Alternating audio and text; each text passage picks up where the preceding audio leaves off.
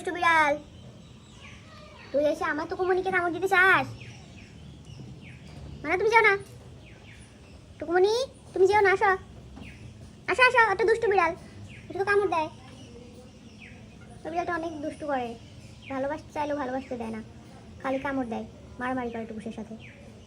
ওই যে টুকুমনি, তুমি যেও না, ও কামড় দিয়ে দিবে, বাইরের বিড়াল না, তোমাকে কামড় দিয়ে দিবে। আসো মানে, এই তুমি চলে যাও, তোমার বাসায় চলে যাও।